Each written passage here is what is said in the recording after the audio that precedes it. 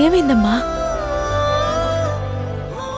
అమ్మా, రేపు నేను ఇంట్లోంచి వెళ్ళిపోదాం అనుకుంటున్నాను. ఏం మాట్లాడుతున్నావు బిడ్డ? నువ్వు ఇంట్లోంచి వెళ్ళిపోవడం ఏంది? అమ్మా, ఇందాక అక్క నువ్వు మాట్లాడుకోవడం నేను విన్నాను. ఇప్పుడు డిఎన్ఏ టెస్ట్ వల్ల అర్జునే నా బిడ్డకి తండ్రి అని అందరికీ తెలిసిపోతుంది. నేను గాని అర్జున్ బాబు జీవితంలో ఉంటే సమాజం మొత్తం అక్క గురించి చెడుగా మాట్లాడుకుంటుంది. తనకి పుట్టబోయే బిడ్డకి కూడా భవిష్యత్తు ఉండదు. అక్రమ సంతానానికి ఈ సమాజంలో విలువ ఉండదు. అందుకే అక్కకు పుట్టబోయే బిడ్డ భవిష్యత్తు కోసం నేను అర్జున్ బాబుకి దూరంగా ఉండాలనుకుంటున్నాను. బిడ్డ, నీ చిన్నతనమంతా కష్టాలలోనే గడిచిపోయింది. పెళ్ళయ్యే వరకు మా కోసం కష్టపడ్డావు.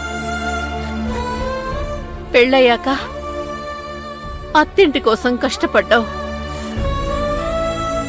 ఇప్పుడు అక్క కోసమా?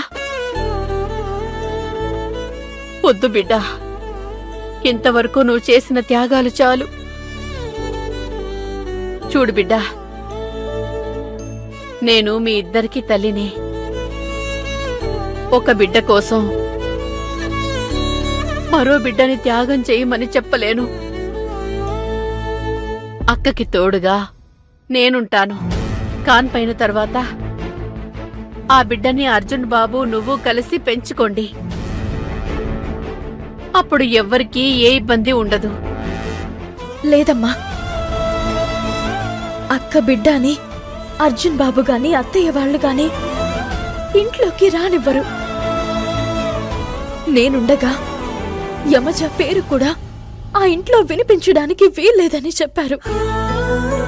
ఇక మిగిలింది నేను దూరంగా వెళ్ళిపోవడమే. అది కాదు బిడ్డా. లేదమ్మా, ఇదే నేను తీసుకున్న నిర్ణయం. నువ్వు నాకు సపోర్ట్ చేయాలి. ఇంత పెద్ద నిర్ణయం తీసుకోకు బిడ్డా. అమ్మా, ఇది తప్ప ఇంకొక మార్గం లేదు. ఈ నిర్ణయం నేను అక్క కోసం, అక్క కడుపులో బిడ్డ కోసం తీసుకుంటున్నాను. సపోర్ట్ చేస్తానని నాకు మాటివ్వమ్మా.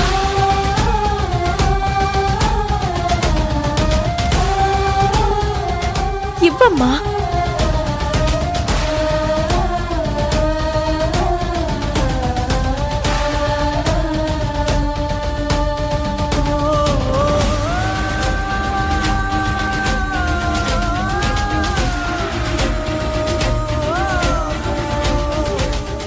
ఏం ఆలోచిస్తున్నావమ్మా?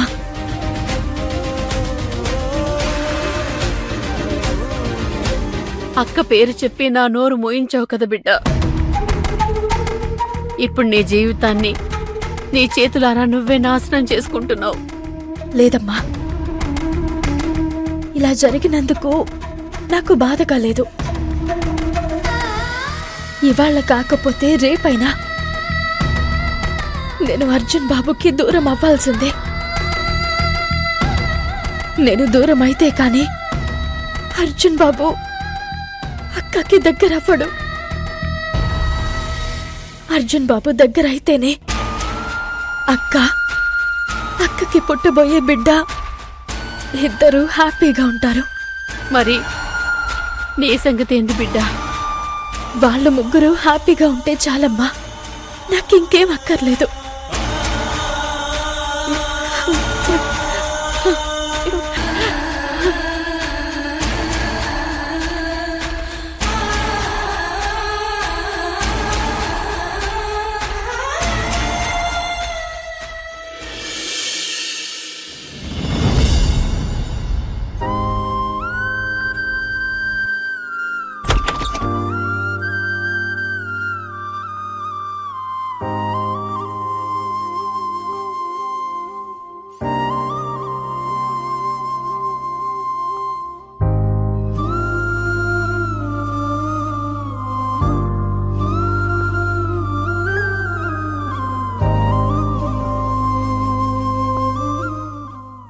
నీ చెల్లెలి జీవితం పాడైనందుకు బాధపడుతున్నావా?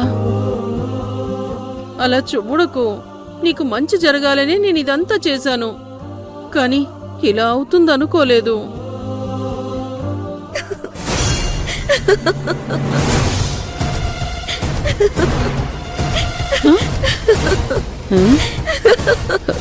కొంపదీసి దీనికి పిచ్చిగాని పట్టిందా ఏంటి? ఏంటి, నాకు పిచ్చి పట్టిందేమో అని అనుకుంటున్నావా?